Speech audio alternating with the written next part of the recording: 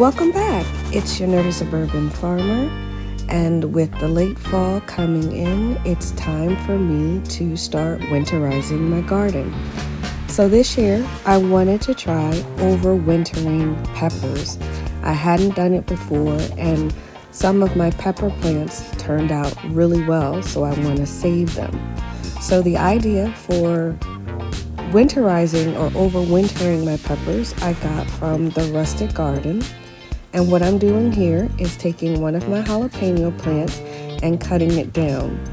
You want to remove all of the additional leaves and branches and just leave the base and stem, the woody part. And you want to cut them in a V shape. That's where the branches are going to come off of from there.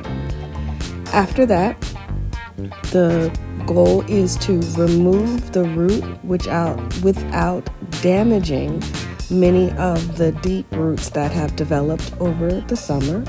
So my trusty handyman Dave and cameraman is going to remove the pepper plant for me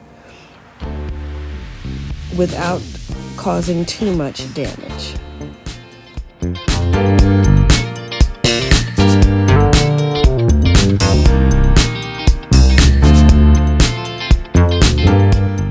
Once the root ball has been loosened from the soil significantly, then I come in and shake off as much as I can to remove the root from the soil.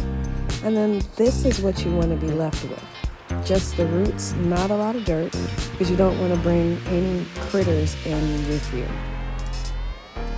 Once the plant is removed, I take a small planter. You don't need anything too big because the idea is to let it go dormant. You really don't want it growing and trying to produce fruit. So it can be a smaller pot than you would normally put a pepper in.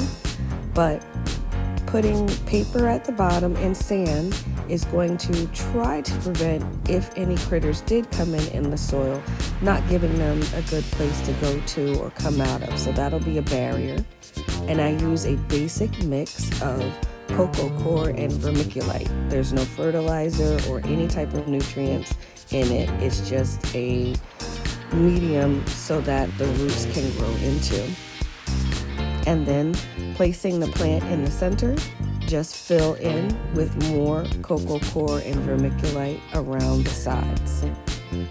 Once I've gotten the plant topped off to where I want the soil to be, I'm then going to come in and put some sand on the top, again as a barrier to protect if any additional stowaways came over in the soil.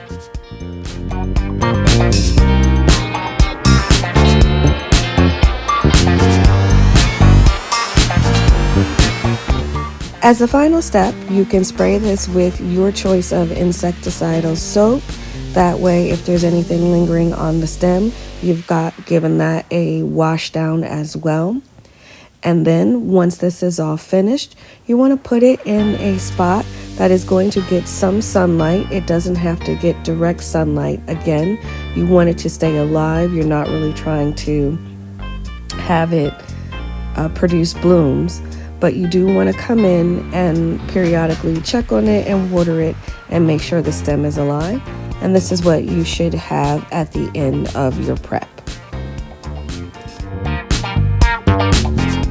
We hadn't gotten a frost yet, so harvesting the sweet potatoes was a guess for me. I had checked into one of my bags and saw that some of them were already beginning to rot. So I harvested, and this was my very first year with sweet potatoes, so I wasn't quite sure what to expect, but I think I did really well.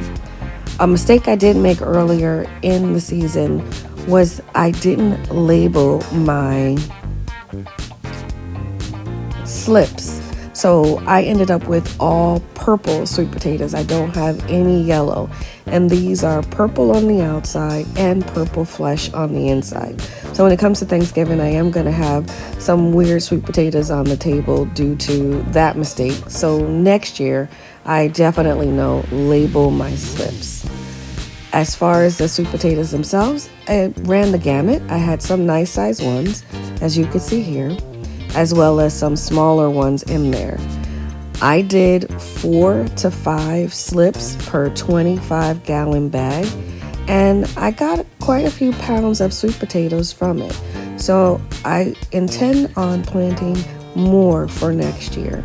Overall, I was really happy with my sweet potato harvest, and this is from all 4 bags. Again, as a beginner, I was very surprised by my harvest. So I hope this video today was interesting. Thanks for watching.